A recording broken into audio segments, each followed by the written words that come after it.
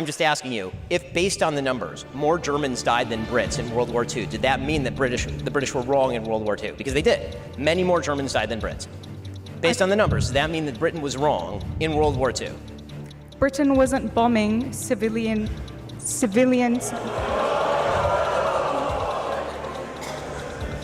There's a clear difference. You should talk to the people in Dresden, but you can't because they're dead. So I just want to know, how hard was it to like generate like AI generated images of Hamas? So you should take off your mask now. Not really because what you're saying is so anti-Semitic, but just because what you're saying is so unbelievably stupid that I hope employers take a good stock of a person who does something so dumb. All right, thank you, and free Palestine.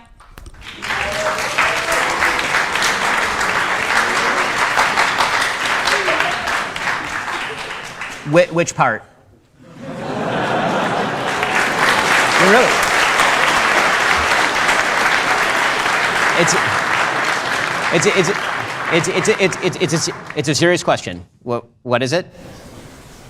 I'm not going to comment on that. I mean, I saw you say from the river to the sea, so you can just say it out loud.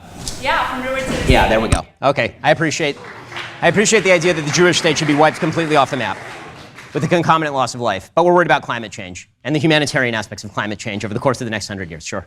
Okay.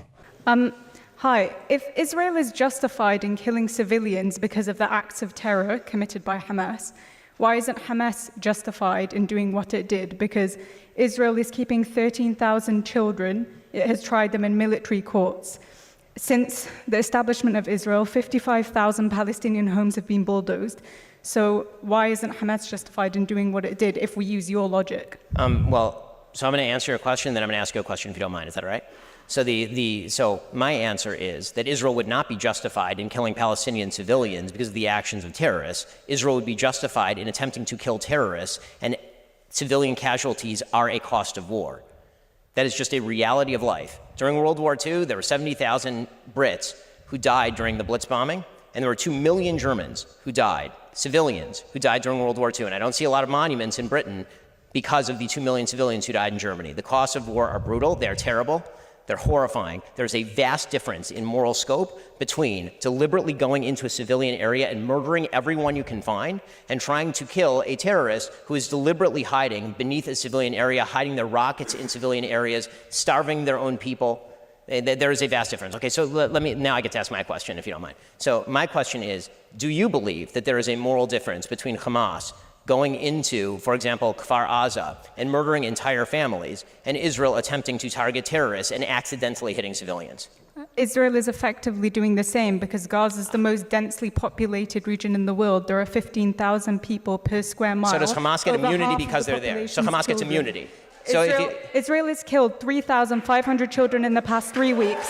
That's more children. That's more children than have died in conflicts around the world in each of the last 4 years. So just to be clear, your logic is that if you're a terrorist group located in a densely populated community and you hide behind civilians, you're now immune.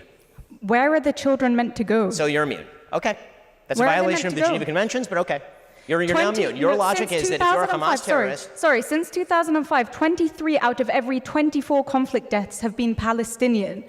I don't see any moral equivalency there. It's clearly unjust what the IDF has been doing to the Palestinians because there's a vast disparity between the number of Palestinians being killed and the number of Israelis. I mean, I would certainly hope that Israel is killing more Hamas members. This isn't a conflict. This isn't a conflict. This is one-sided ethnic cleansing. So, again, I'm just asking you, if based on the numbers, more Germans died than Brits in World War II, did that mean that the British were wrong in World War II? Because they did.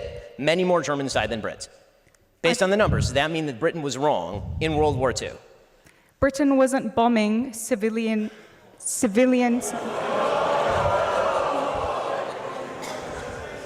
There's a clear difference. You should talk to the people in Dresden, but you can't because they're dead.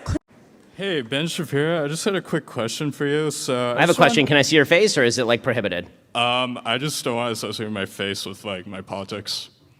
Is there a reason for that? I just don't want worried about my career. Is that okay? Well, it depends about what you're about to say. Okay, so can I just ask it? You can ask it, and then we'll determine whether you are a person who should not be able to get a job. Okay. Sure. Okay.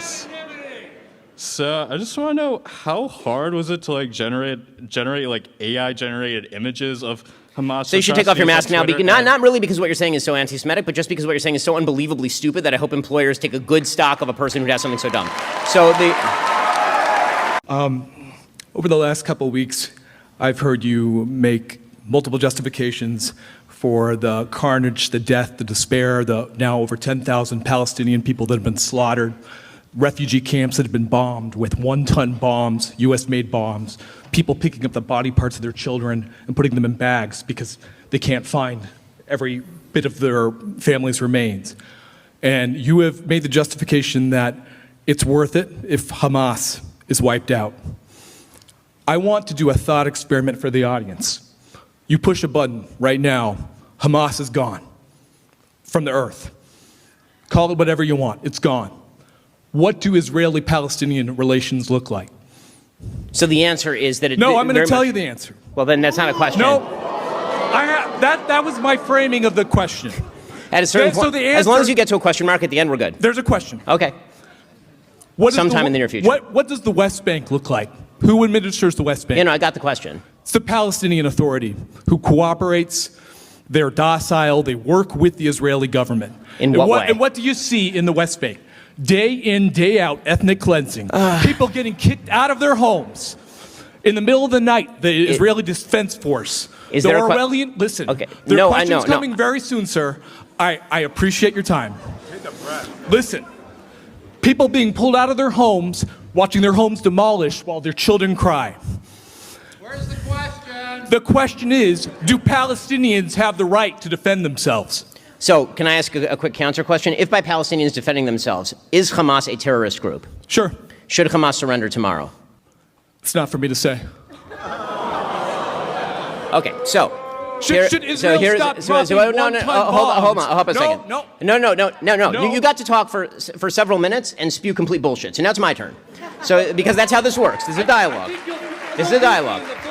No, so let me explain. Okay. Here is my perspective. My perspective on this is very clear, which is that what is happening right now in Gaza is horrific and a tragedy, and every ounce of blood that is being spilled is on Hamas. Hamas initiated this conflict. There was a ceasefire all the way up till October 6th. On October 7th, they stormed into Israel, murdered 1,500 people, and took 200 people hostage back into Gaza. They then planted themselves in terror tunnels that they've spent billions of dollars building, that they robbed from their own population, underneath civilian populations, including the Al-Shifa hospital. They have hundreds of thousands of gallons of fuel underneath Al-Shifa hospital being used solely and completely to fund their terrorism. And you say Hamas should not surrender. Now, here's the deal. The minute Hamas surrenders, the bloodshed stops. It is that simple. As far as the Palestinian Authority has on its books laws that pay terrorists who kill Jews. They do get actual stipends that outgross the actual yearly earnings of Palestinians. Don't shake your head at me when what you're saying is factually untrue. So, what is going to happen next after Hamas is gone? The answer very much depends on whether the Palestinians ever decide to put in place a government that is willing to not attempt to genocidally exterminate the Jews. Israel pulled out of the Gaza Strip in 2005 completely. There were no Jews in the Gaza Strip in 2006. The United Nations Security Council still considers them an effective occupier when they control the ports, the air spaces, all the territorial Okay, so number one, you have to control... Incorrect. They're incorrect on that fact. On what You're fact? presenting as a fact. On It's what not a fact? They did pull out. They pulled out physically, but they control... but not mentally or emotionally. No. Okay. I just explained how they did pull out. As far as the ports, as far as the airspace, of course they have to prevent the shipment in of weaponry. Why? Because every single dollar that went into the Gaza Strip was used to build the greatest terror base on planet Earth, and we're watching the consequences of that right this very instant. Israel has complete air superiority over the Gaza Strip. If Israel truly wanted to commit human rights violation, they could literally turn the place into glass tomorrow. They are not doing that. Listen to me. The West Bank. Explain the settlements. Is that Hamas's fault? First, okay, so first you need to, first, can we finish with are we done with Gaza? We're done with Gaza. So now we're moving to the West Bank. I'm not going to separate them fully, no. Of course you're not going to separate them fully because you won't even say that Hamas should surrender. I'm not in charge of Hamas. That's such a ridiculous answer. I'm not... You're not in charge of Israel either, but you're dictating policy. That's right. As far... You never answered my question. I'm happy to answer your question. Do Palestinians have the right to defend themselves? If by defend themselves you mean murder innocent civilians, then no, they do not. Well, clearly you do, because you don't want Hamas to surrender. No, that's what they are doing. They are never said murdering that. innocent Israeli civilians. They're murdering innocent Palestinian civilians. They are murdering anyone they can find. They're literally shooting people on the roads from North Gaza to South Gaza right now to tell them to go back and act as human shields for their rockets. That is what Hamas is doing right now, and you won't call on them to surrender. I'm done with this guy. We're done. We're done. You're not done. We're done. Yes, I am. No, you're not. Goodbye. So, Ben, your argument was predicated entirely on Hamas. But thousands of Palestinians, including hundreds of minors and children, are being held hostage by Israel without any charge, with well-documentation of abuses, including sexual abuse, which Israel's own human rights organizations have reported.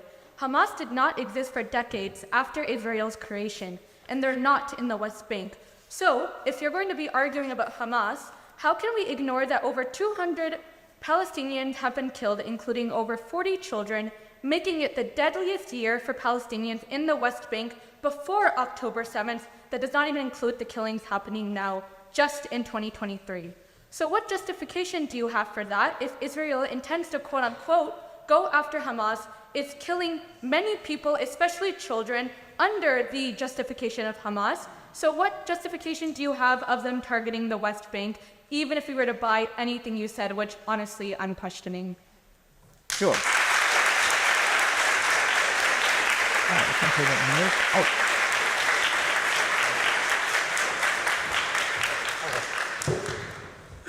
So the casualties that have been incurred in the West Bank are prior to October 7th largely. There have been many since October 7th because there have been many conflagrations between the IDF and the Palestinian Authority and Islamic Jihad members in the West Bank. There's significant violence over the course of the early part of this year. There's a breakaway group from the Palestinian Authority.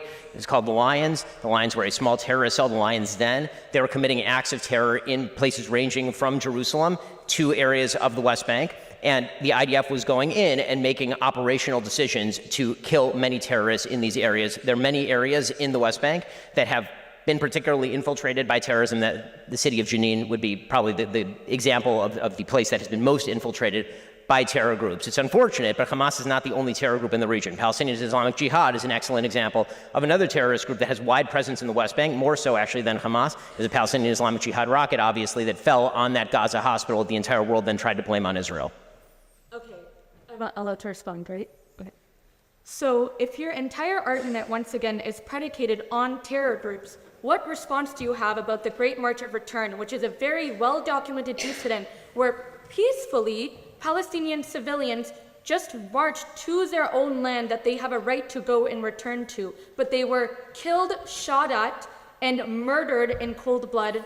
What year are we talking about? Which group are we talking about? I need more specificity. I'm talking about the Great March of Return. I know I'm asking for more specificity because I'm unaware of all the details of what you're speaking about. So the Great March of Return is a well-documented instance where many Palestinians, after a tweet by a Palestinian, encouraged other Palestinians to go march peacefully back to their land. Which land is theirs? What are we talking We're about? talking about occupied Palestine. Are you talking about in proper Israel? Where are we talking about? Like which areas? We're talking about on the borders of Palestine, and we're also talking about their right to return to Palestine. There is no right to return. If you're talking about in Palestine, if you're talking about the land that is inside the 67 borders, there is no right of return to Haifa. There's no right of return to Tel Aviv. There's no right of return to West Jerusalem. So you have to remember that there are many, many, many elders who are older than the state of Israel. You have to remember that Palestine is not a Muslim land. You are equating this to a religious conflict. It's not. When Palestine, before it was occupied, you had Jews, Christians, and Muslims peacefully coexisting. Palestine is not a Muslim homeland. It's a land that existed where many people that are alive to this day are older than the state of Israel. So are you making the argument that any population of any time, all of their descendants now have a right to go back to the place that their great-great-great-great-great-grandfathers went? Not great-great-great-grandfather. We have grandmothers. Okay, grandmothers, grandfathers. Is that the idea that you can walk across the lines of any sovereign state and simply claim the place that you said that you had, even though you never established property rights, and say the Jordanian West Bank, or you abandon this place in Haifa? So your claim is that right now people get to walk across the border of a sovereign nation and simply set up shop in Haifa? This is your claim? So so even if we were to buy what you're saying, which is obviously not true, I encourage you to Google about the Great March of Return, which was a peaceful resistance against a wrongful occupation of Palestine. Even if you were to buy what you were Can you just define wrongful occupation? Which part of Palestine is occupied? You're not answering my question. I mean, I'd like you to answer mine. Terror groups. I gave you an example of peaceful resistance. Yes. I'll give you an example where people were wrongfully shot at, including children, and you still can't answer about why that's justified. So, if again, You keep talking about Hamas and terror groups, and you give examples of other terror groups, even though I give you examples of civilians who marched and were shot at. But even now, a few days ago, you had Palestinian people living in Israel proper, which is occupied Palestine, who are being shot at by farmers in their gardens and in their farms. And those people are being able to get away with shooting them with total impunity. So why is it that that's not true. Many of those people have been arrested. They're all currently sitting in Israeli jail. the settler that just shot at a Palestinian Have been farmer arrested. was not arrested? I encourage you to look into this. I did look into this morning, and can I please get one answer before you leave, because this is an interesting conversation. Which part of Israel is occupied Palestine? All of Israel? There we go. There we go. There we go. So what you're calling for is the obliteration of the state of Israel, and all of this is just a cover for that. I appreciate your time.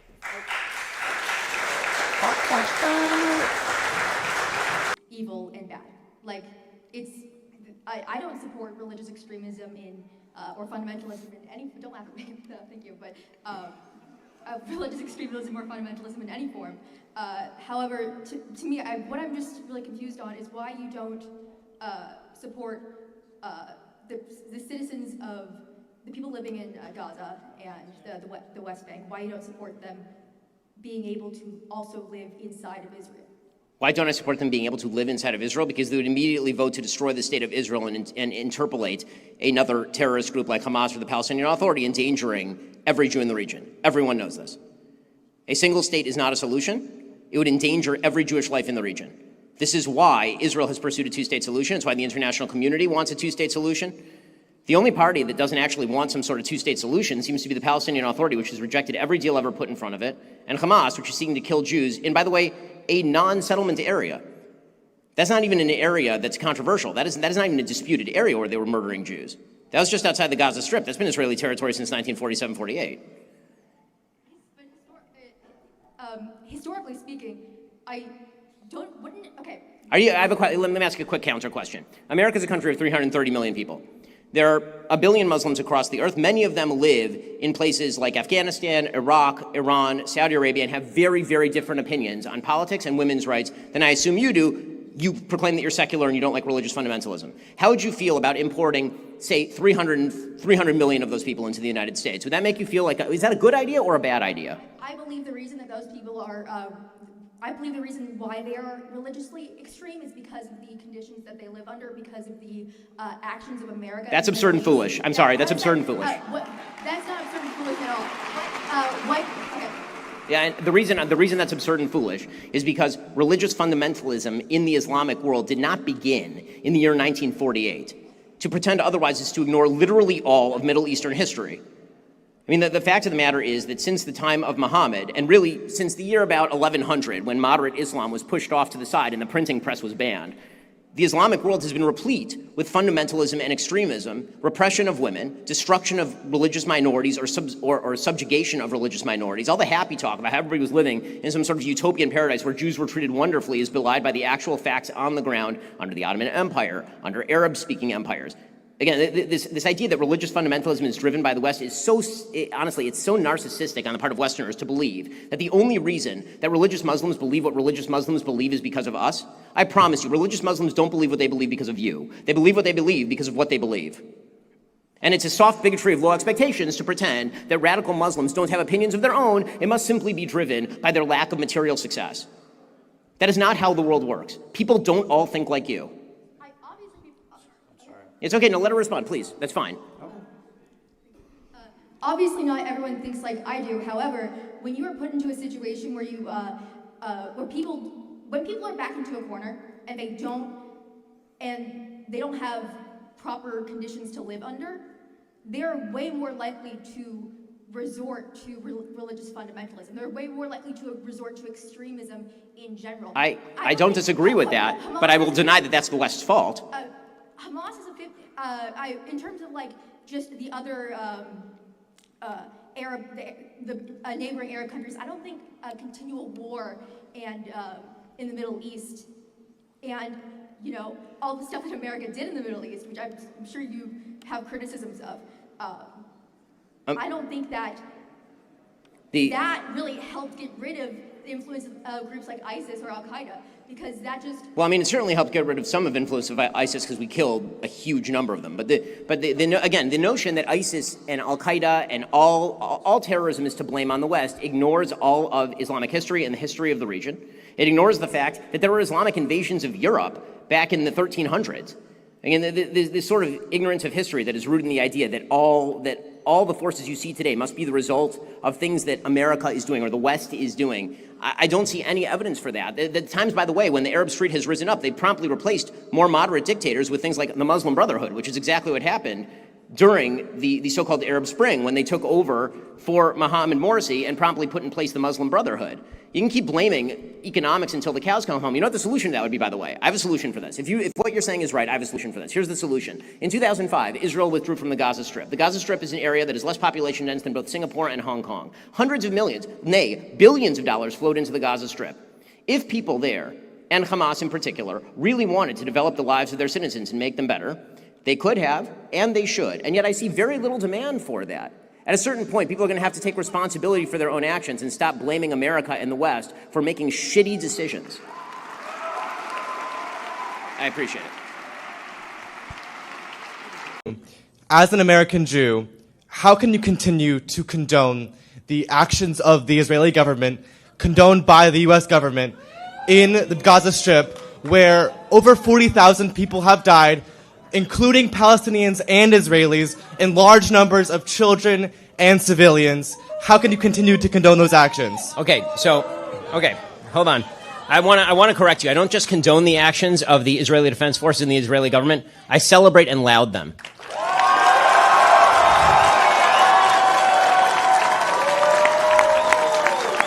I'm not morally apathetic about what's happening.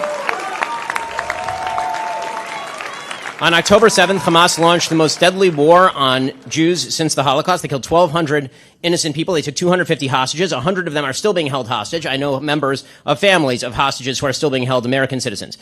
Hamas could end this war today by surrendering. They've chosen not to surrender. Instead, they spent billions of dollars building terror tunnels below civilian areas. It is not incumbent on the Israeli government to surrender just because terrorists are evil enough to hide behind civilians. The Israeli government has gone through such extraordinary efforts not to kill civilians that it has managed the best civilian to terrorist kill ratio in the history of urban warfare, and it is not close. I personally know soldiers who have gone door to door in the Gaza Strip who have risked their own lives to prevent civilian death. Israel has complete and utter air superiority over the Gaza Strip. Turns out that Hamas doesn't have an air force. They just had a series of tunnels where they hid all their leadership while their people suffered, after their people voted for them, and then they effectively established a dictatorship over the course of the last 20 years. Israel, with their complete air superiority, certainly would have had the ability to commit full-scale human atrocities had they wanted to. They have complete air superiority. They could have used F-35s and simply turned the place into a parking lot. They did not, in fact, do that. They moved vast scales of population. In fact, believe it or not, there have been more births in the Gaza Strip since the beginning of this war than there have been deaths in the Gaza Strip from the war itself. That is a very poor way to conduct a genocide. Israel is being more meticulous in the conduct of this war than any army in human history, and certainly than the United States Army in its vast role in the history of urban combat. That is uncontested. What is Israel supposed to do? Simply say that you get to play tag, you take Israeli citizens, you kill 1,200 people, you hide behind a baby, you hide behind a civilian, and now Israel has to preemptively surrender? That is a great way to make sure that terrorists always win. What Israel has done ought to be celebrated by the Western world, because they've demonstrated that if terrorists decide to launch a war they cannot win, they will be eviscerated from the face of the earth as they ought to be. Do you not want ceasefire now? I do not want a ceasefire until Hamas is destroyed and all the hostages are back. And you know how that could happen? It could have happened October 6th. There was a ceasefire on October 6th. And then there wasn't a ceasefire starting on October 7th. And there could have been a ceasefire again on October 8th, even after all of the death. If Hamas had surrendered its top leadership to international justice, if it had released all of its hostages, and if it had turned over its rulership of the Gaza Strip to some sort of decent body that wouldn't have reinstalled terrorism at the top of the food chain. I mean, what exactly is the excuse for Hezbollah getting involved in the war? Hezbollah isn't even in Israel. Hezbollah has nothing to do with Israeli territory, and they've been launching 8,000 rockets between October 7th and now. Now it's more like 12,000 or 13,000 rockets, hundreds of them every week. What is the justification for that? There is only one way to defeat terrorism, and that is to win. You do not win wars with ceasefires. You do not win wars by losing.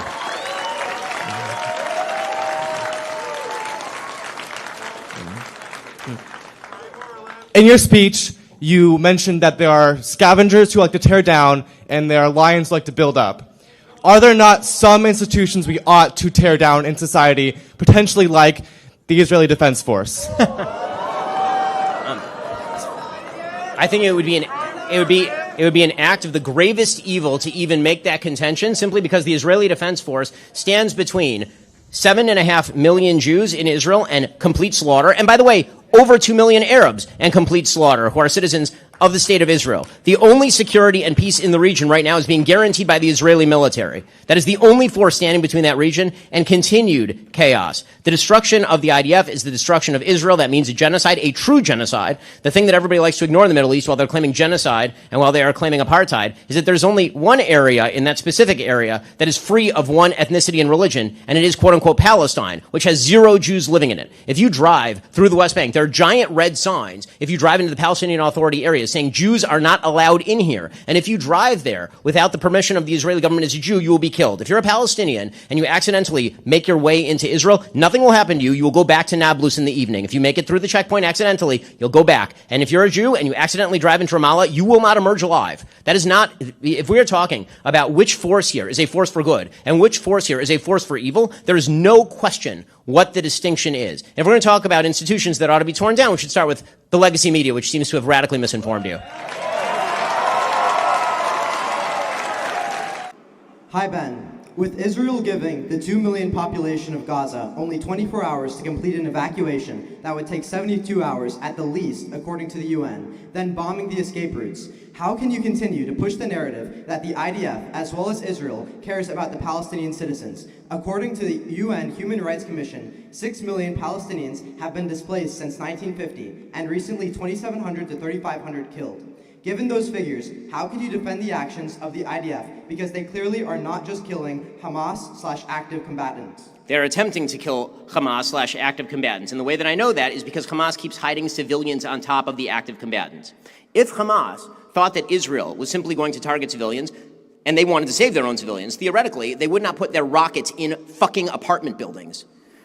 Okay, one of the things that drives me absolutely up a wall is this notion that Hamas itself knows that Israel is attempting to stop civilian casualties. There are tapes of Israel literally calling people standing outside buildings who work for Hamas, telling them, get the civilians out of the building, we're about to hit the building, and the Hamas guy saying, I don't want to get the people out of the building. And the IDF soldier saying, get them out or they're going to die. He says, I want them to die. Hamas is open about this. They're not hiding this. As far as the UN Human Rights Council, the most useless organization in the history of mankind, who have nothing. I've noticed the peculiar absence of the UN Human Rights Council every time a Jew gets slaughtered in a massacre like we saw just a couple of weeks ago. Not a shock there, because the UN is the most Isley of international politics, a wretched hive of scum and villainy. But the fact is that Israel, by the way, has not just offered 24 hours. They've now offered, 2 weeks? I mean, the fact is that Israel still has not started its ground invasion. It's nearly 2 weeks after the worst slaughter of Jews since the Holocaust. Israel's been providing exact maps to people to get out. It's Hamas. There's actual aerial footage of Hamas trucks blocking the exit routes from these places to stop people from leaving. In fact, Israel even turned back on the water in the south of the Gaza Strip in order to try and drive civilians south. Okay, the notion that Israel is not trying to minimize civilian casualties is so belied by every possible fact. It's insane. I've been there and I've seen the footage of the IAF stopping hits on certain areas because they're afraid that it will maximize civilian casualties if they hit it. As I mentioned before, Al-Shifa Hospital, every single person knows that Hamas headquarters is located under Al-Shifa Hospital. Why hasn't Israel bombed it? Because it's a hospital. Israel doesn't want to bomb hospitals. There's only one party in this conflict that cares about Gazan civilians, and it is not Hamas. You can ask a follow-up, that's fine. So, given that information, do you condemn the Israeli radical fundamentalists that call for the extermination of Palestinians? I call for of course, if you call for the extermination of a population, of course I condemn that. Why wouldn't I? The fact that Palestinian supporters can't do the same thing with Hamas tells you everything you need to know. I can do that off the... no problem.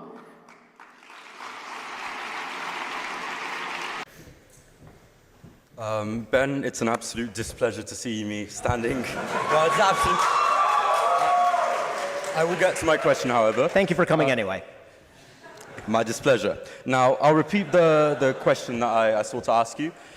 You have recently been discussing a lot about the history of the occupation of Palestine. I will call it that. I know you will oppose that, but I will call it that. The occupation of Palestine. The whole thing, right? Just to be clear? The entirety of Palestine. Thank you. You may accuse me of genocide if you wish. That is not my position. Sure, and I will, but go ahead. Anyway, so the point about the occupation of Palestine, you have released multiple videos. You have essentially made yourself the cheerleader of Israel in a lot of sort of Western media spaces. So I watched some of your videos about the conflict, and I found a number of inaccuracies. First of all, you describe in 1920, you refer to Jordan as part of Palestine historically. That has never been the case. There has never been a state of Jordan. British Mandate Palestine, yes. That is still not the case. Jordan has never been part or considered part of Palestine. The only time that Jordan has been considered adjacent to Palestine is part of sort of biblical mythology where Transjordan was a reason. That's wildly inaccurate. The British Mandate had a mandate over all of Palestine, and then they separated off Transjordan and handed it to the Hashemite Kingdom of Jordan. You will get your chance to reply. Let me finish. Now, the second point that you have phrased constantly and consistently, and it's quite a popular Zionist talking point, is the fact that the Arabs have rejected peace every time it was offered to them. Now, I would like, of course, there's been multiple times where peace has been offered, so let's discuss some of them. The Peel Commission. The Peel Commission entailed expelling multiple Arab families and multiple Arab communities, largely agrarian, from the land in order to create a Jewish state under a colonial authority. Now, I understand, of course, you are a Zionist, so you believe that's desirable. But for the Palestinian farmers, I can imagine they would not have enjoyed that. Number two, you mentioned that that after 1948, the Arabs had the chance to negotiate and make peace with Israel. Apart from the fact that in 1956, Israel invaded the Sinai in Egypt, unprovoked, purely due to the fact that President Nasser nationalized the Suez Canal. Then you claim that the 1967 war was a war of extermination. But if you will read any trusted and respected historian over the 1967 war, and perhaps you may even decide to read some of the books of Moshe Dayan about the actual conflict, where he describes that Israel actually provoked the conflict and there was no chance of the extermination of Israel. Then you claimed that the 1973 war was a war of the destruction of Israel once again, which it was not. It was actually the reclaiming of the Sinai and the Golan Heights, which Israel has illegally occupied. So, you have lied multiple times. I can continue if you would wish, but I would like to ask you the question. When you lie, do you feel shame? Okay, so.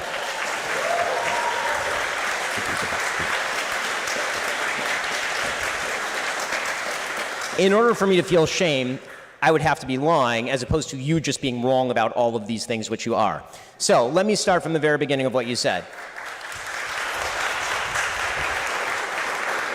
Let's try to go through the calendar. British Mandate Palestine was ruled by the British. They carved out Transjordan in 1920, and Transjordan was made into Transjordan with the Hashemite Kingdom, which, by the way, is not domestic to the actual Arab Jordan. So if you're talking about a colonial outpost, Jordan would be it, since the Hashemite Kingdom has nothing to do with the actual Palestinian Arabs who are living in Transjordan. Talking about the Peel Commission. If the idea is that there would have to be a separation of populations in order to effectuate a two-state solution, which you deny, then I was right. Of course, there was a deal on the table. The Jews accepted it. The Arabs rejected it. So you did not actually undermine my case. In his diary, there should be no deal in the first place. in his diary states. Hold on. I listened to your whole bullshit history for like 5 minutes here, so at least let me respond to it.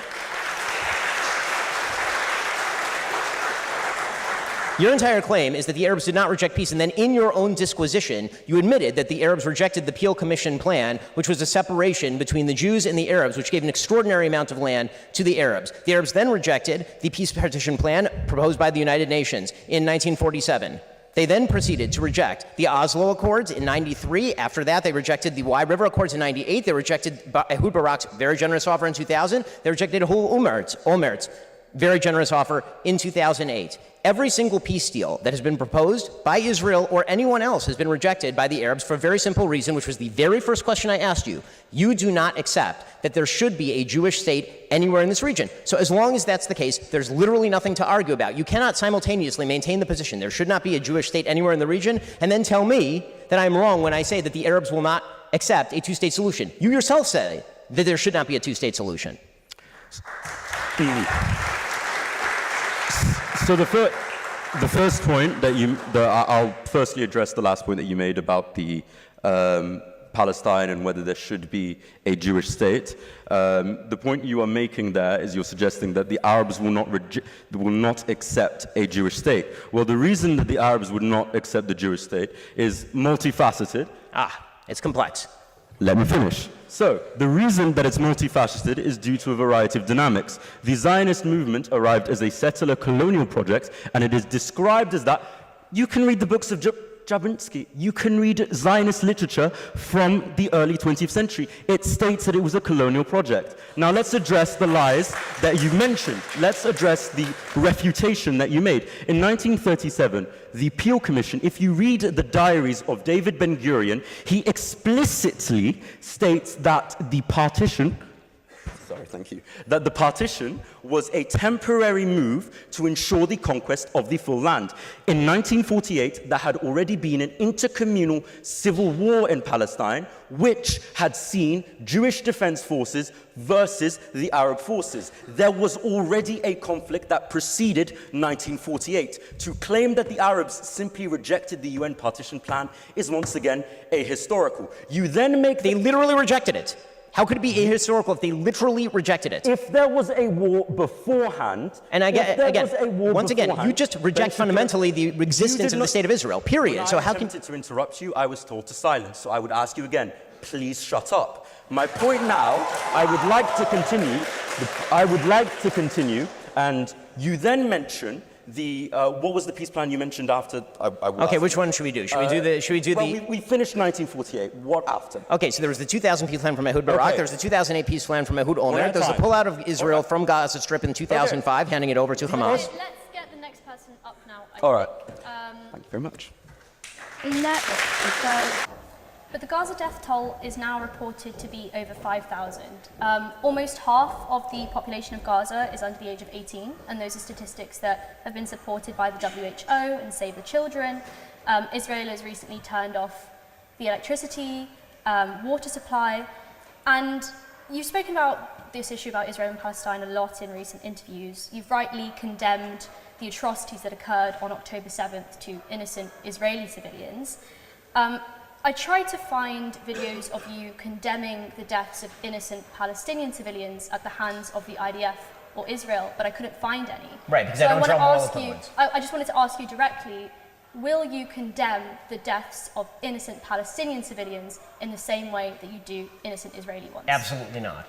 And the reason I will not is because the killing is not done in the same way or with the same purpose. That's like saying that do I condemn? That's like saying, will I condemn the person who murders a baby in their bed by burning them alive the same way that I condemn the police officer who's trying to arrest that person and accidentally kill someone in the process? Of course not. Those are not the same thing, not remotely. But there have been innocent... do you not sympathize with the life of an innocent Palestinian child? Of course I do. That's why Hamas should surrender today. Hamas should surrender today. This bullshit that it's Israel's responsibility to protect Gazan civilians in a way that Hamas doesn't have to protect Gazan civilians, or that what's happening right now is not the result of Hamas's terrorism and currently holding over 200 hostages, including babies, in custody. That's insane. Trying to draw a moral equivalence between people who are making targeted strikes against terrorists, who are hiding underground in tunnels deliberately, violating international law, in violation of the Geneva Conventions, holding the other side civilians underneath the ground while not providing their own people fuel, not providing them food, not providing them medicine, and that I'm supposed to equate Israel attempting to make targeted strikes with Hamas literally sending 2,000 terrorists across another nation's border and into civilian areas with no military goal. With purely the goal of murdering those civilians? Let me ask you, why exactly would you equate... I'm asking you questions Mr. Shapiro. You got several questions, so I'm asking...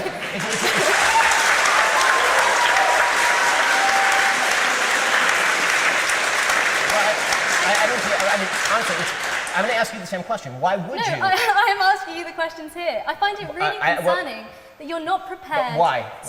Why won't you answer the question? I find it really concerning that you're not prepared to condemn. To even admit that it's sad when an innocent Palestinian child dies. Of course it's sad. I just said it's sad. In the same way that it's sad when an innocent Israeli civilian dies. Of course it's Why are those two not equally saddening to you? I'm of course incredibly sad when anybody who's innocent dies, but it is not the same evil when somebody murders a baby in their crib as when someone tries to kill a terrorist and that terrorist is hiding behind the baby. That's not the same thing. But innocent Palestinian children have lost their lives. Of course they have, and Hamas should be blamed for all of that, and Hamas should surrender today. Will you call on Hamas to surrender? Absolutely. Okay, so then we're in agreement. Great. Okay. I'd now like to go recording Trevor up. Thank you, and may I first say thank you for coming to speak at the Oxford Union this evening. It's a real pleasure. I'm a theology student myself, and I was wondering, how do you reconcile your conservative political views? Say into the microphone. Sorry, yes. Yeah. How do you reconcile your conservative political views with the religious values of compassion and your own Jewish faith? And your stance on the Israeli-Palestine war? I don't see why it's uncompassionate to call for the overthrow of Hamas, a terrorist group in the Gaza Strip, which has been oppressing its people and stealing billions of dollars from its own people. Ismail Haniyeh is living in a 5-star hotel in Qatar while his people are living in absolute misery because of a war that he initiated by killing 1,500 people inside Israel proper and then taking 233 hostages. I don't see why that's non-compassionate. It seems to me that compassion also requires that you obliterate terrorist threats to your own population. Thank you. I'll go to the member you're joining here. Okay.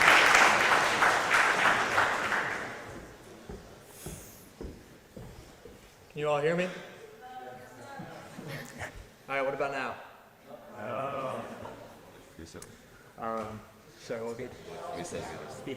Okay, I'll speak up. I'll try my best.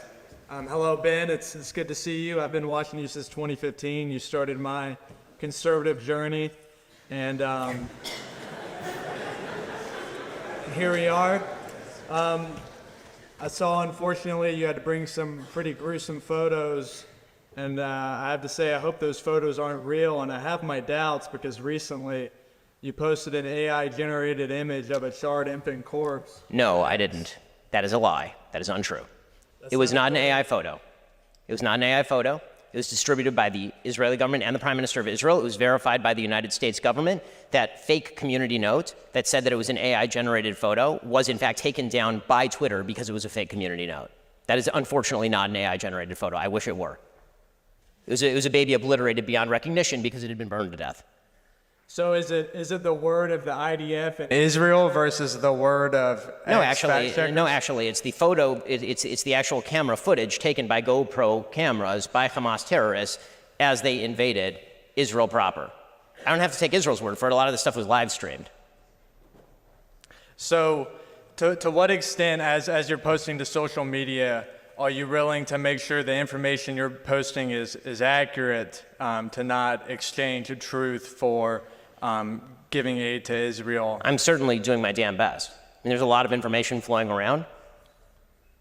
I'm doing my best. On that one for sure, 100%. It is a lie that is an AI-generated photo. That is not true in any way, shape, or form.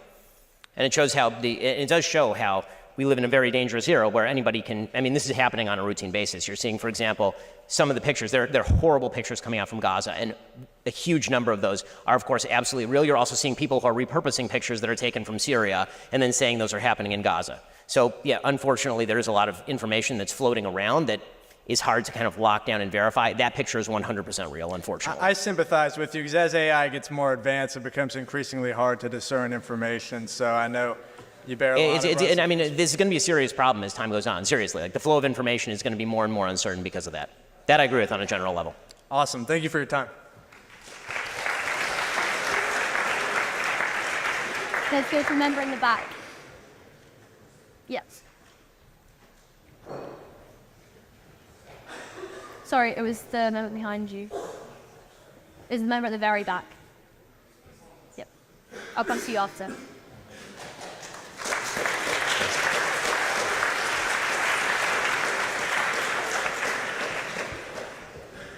Hi, Ben. Howdy. So over the last couple of weeks, you've been making this point that there's no moral equivalency between what Hamas did on October 7 and what Israel's response has been. But do you think there is a point at which the civilian death toll no longer justifies the actions of Israel, or do you think that alternatively Israel can justifiably kill every last civilian as long as its goal is to destroy Hamas? So Israel should do its best to avoid killing civilians in destroying Hamas. However, there is no number where it goes from every life obviously being valuable. There's no number, however, where it goes from 10,000 to 10,001, at which point it has entered the realm of disproportion. That's not how war works. If war worked that way, no one would ever win one. It also completely destroys, I talked about incentive structures, it destroys the incentive structure for military units to act in ways that do not put civilian lives in danger, to allow Hamas immunity by dint of the fact that they are deliberately hiding among civilian populations. If you actually want people to not hide among civilian populations, then there have to be serious penalties to those groups for doing that sort of thing. Providing a ceasefire to the terrorist group as they hide under the ground is precisely the reverse of that. But do you not realize that in using Hamas's disregard for civilian life to justify Israel's action, you are establishing the same equivalency that you are rejecting? Please explain. If you say that Hamas is hiding behind civilians, therefore we have a right to go after Hamas, despite the fact that we will get a lot of civilians in the way, you're using the fact that your enemy is evil to justify your own evil actions. No, I'm lamenting the fact that the enemy is evil. That's a different thing. I'm lamenting the fact that Hamas is hiding beneath civilians, and I'm suggesting that if Israel has to get done what it has to get done, that lies with Hamas. That's not, it's not, the death of civilians here is unjustifiable across the board, but is blameworthy on Hamas's part. There's a difference between death being justifiable in these circumstances in the sense that it's ever morally praiseworthy or good, and where you place the blame for that death. I mean, that's a pretty obvious moral point. I mean, to suggest that it's somehow a celebration of the death of civilians to point out that Hamas is hiding beneath them is to miss the point entirely. The entire point is that it's horrifying what Hamas is doing. If Hamas wants to end this all today, all they have to do is surrender. That's literally all they have to do. They have to walk out of the tunnels with their arms up and hand the hostages back to the Israelis, and this all goes away literally tomorrow. So all of this moral heartburn that people are having over Israel attempting to destroy a terrorist group that just murdered 1,500 civilians in their beds, including babies burned alive in ovens, the heartburn over that, because Hamas has simultaneously mistreated its own citizens, and so that's somehow Israel's responsibility. So Israel has to allow its own civilians to be put at risk because Hamas is deliberately putting its civilians at risk. Hamas is the governing body in the Gaza Strip. They've robbed their own citizens blind to the tune of billions of dollars. They have a $500 million investment portfolio in real estate around the globe, while 80% of their citizens are living in poverty. They took all the water pipes out of the ground and carved them into rockets, and somehow Israel is supposed to stop from deposing them because they're so cruel to their own civilians? That logic doesn't work in any way, shape, or form. Okay, thank you. Thank you. We have time for one more question, and we'll go back corner over there, please. My question is going to be about the Israel-Palestine issue, and let it be known that I'm not a big from the river to the sea kind of person. My question is about your claim about Israel always having its doors open to peace for a two-state solution. And I just don't think this narrative is true. I don't think that any Israeli prime minister since Yitzhak Rabin has really had their doors open for peace. And Yitzhak Rabin, the most open for peace Israeli prime minister of all time, was shot by an Israeli extremist who was motivated by Jewish fundamentalism. Which, as a Jew, I find really appalling that was the closest we've ever got to peace, and it was our very own religious fundamentalists that stopped that from happening. I don't think that Israel does currently have its doors open for peace. Benjamin Netanyahu has made his voice opposed to the two-state solution very often. Israel is under the control of a minority settler population who are not willing to give up on the land of Judea and Samaria, which is land that needs to be given up in order to achieve peace. So I just don't think this is true. And yes, I don't think Hamas has its doors open for peace either. But this does not change the fact that Israel is culpable for also this current situation in which it is not willing to negotiate because it views the entire land as its own. Look at the nation-state law. The Judea, Samaria, Golan, everything, it's all meant to be exclusive Jewish sovereignty. Okay, so let's talk about the history for a second. To suggest that the last Israeli prime minister who's in favor of peace was Yitzhak Rabin, I'm sorry, but it's just historically inaccurate. Shimon Peres, who was Yitzhak Rabin's partner in the peace plan, was prime minister. Ehud Barak, who is so far to the left that he makes Yitzhak Rabin look like a piker, was the prime minister and offered a peace deal in 2000. Ehud Olmert offered an incredibly generous peace deal, much greater even than the 2000 peace deal, rejected by Arafat to Mahmoud Abbas. So that's just historically inaccurate. The idea that Yitzhak Rabin was simply willing, even at the time, this is not even what the Oslo Accords say. The Oslo Accords really kind of embody some of the things that I was saying about a gradualistic process of surrender of some parts of the land, which is why you still have areas A, B, and C. When it comes to the idea that Israel as a whole is somehow culpable for a terrorist group that calls for its extermination, running into its center and murdering 1,500 Jews is deeply immoral. That's deeply immoral. You're not talking about people who are arguing in favor of some sort of land for peace settlement. The people who ran in are arguing for the extirpation of every Jew from the region. Every Jew. And as far as the idea that Israel is somehow ethnically intolerant as opposed to its neighbors, that's untrue as well. Israel is 20% Arab. Gaza has 0 Jews, 0. The Palestinian Authority has 0 Jews living under its authority, nor could they be trusted to have Jews living under their authority, given the fact that when Jews accidentally drive into Ramallah, they're in danger of being lynched, which is certainly not true of the tens of thousands of Palestinians who every single day are given work permits into Israel, including, by the way, people from the Gaza Strip who had work permits into Israel, some of whom then went back and gave information to Hamas on the specific locations and number of people in each house in these various moshavim, those are the villages, in the Gaza envelope. So to suggest that it's Bibi Netanyahu's fault that Hamas murdered 1,500 people, again, ignoring the fact that Hamas has been firing rockets on Israel continuously for about a 17-year period at this point, spanning governments of both the left and the right. Bibi Netanyahu wasn't even prime minister a year and a half ago. It was Yair Lapid, who was very much to the left. So to make the argument that somehow Israel has a responsibility to make a quote-unquote two-state solution with the current partners is totally crazy. Who's the partner? It would be one thing to argue if there was a liberal-minded partner that actually sought peace. But what you're talking about is a Palestinian the most liberal partner that is there is the Palestinian Authority, which right now, today, is paying Hamas terrorists a stipend for having killed Jews. Those are not people you can make a peace deal with. I mean, I understand that Hamas is not a group you can make peace with, but I do think that Israel has made a concerted effort to destroy every group it could possibly make peace deal with. In 2019, Netanyahu said that the best way to stop Palestinian statehood, which is his aim, was to fund and empower Hamas in order to further the divide between Gaza and West Bank. This is what he believed should be done in order to prevent Palestinian statehood. And second, when you talk about Ehud Barak, as being a leader who was very willing to open a peace deal, I think that the reason why the 2000 peace deal failed was because ultimately Israel was not willing to give up control over the Temple Mount, which is for Muslims the Alaska compound, which is something as a secular Jew I think should have been given up in order for peace, but I can understand that religious people might struggle with that. But at the same time, I think that Arafat was under a condition where he could not have given up permanently sovereignty over Alaska compound because he would have had a fatwa against him. Okay, so your argument is actually my argument, which is that Arafat could not have accepted a peace deal offered to him because his own people would have murdered him for having made any sort of peace deal, which, by the way, I agree with. I think that's true. Not any sort of peace deal, a peace deal that gave up the Temple Mount. And I would have liked... Okay, so the idea that, first of all, we should point out that having been on the Temple Mount multiple times, I've tried. I dressed up as a Muslim to try and get onto the Temple Mount. Well, there's a picture of that happening. By the way, you don't... So, if you'd like the hookup, I can make it happen.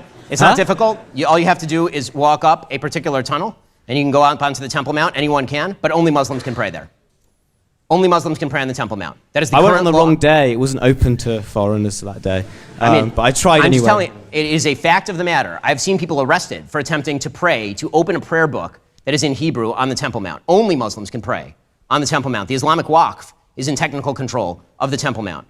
So to put aside the politics of the Temple Mount for a second, once again, the argument that I'm making is that there is no party on the other side. Please name the party on the other side with which the Israelis should currently negotiate. Not currently, because as I've said, so then we Israel agree. has tried. Israel has assassinated leading Arab academics, leading Palestinian academics. During the Nakba in 1948, Israel kept largely rural areas in the Galilee intact, but they went after urban areas where there were Palestinian academics. There's been a concerted effort to make sure that I think... You're saying the war strategy of the Israelis in 1948 was to go after Palestinian academics? Not academics. They went after urban Palestinian life. It turns out that wars typically take place in heavily urbanized areas and not in open fields. I mean, it was a largely rural area at the time, so I don't think that's right either. So, well, I mean, that happens to be right. The biggest battles around the 1948 you can have your War of back. Independence, Thank you. the Battle of Latrun, which is a battle between Tel Aviv and Jerusalem to open the road to Jerusalem. There were hotly fought battles in the streets of Safed, Tzfat. So, I mean, there are battles in every populated area of the region, clearly, because it was a war for the establishment of the State of Israel. So, 80% of the Palestinian population was depopulated, which is unusual in a wartime situation. First of all, not particularly unusual considering that the Allies, including this country, promptly after World War II depopulated Poland to the sound of 2 million Germans depopulated from Poland back into Germany, repatriated back into Germany that nobody ever talks about. Nobody's talking today about the fact that right now... I'm not a big fan of Stalin. Okay, I think we need to wrap up there. This didn't come up yet in the interview, but you've been quite vocal in your criticisms of the Black Lives Matter movement, stating that all lives matter.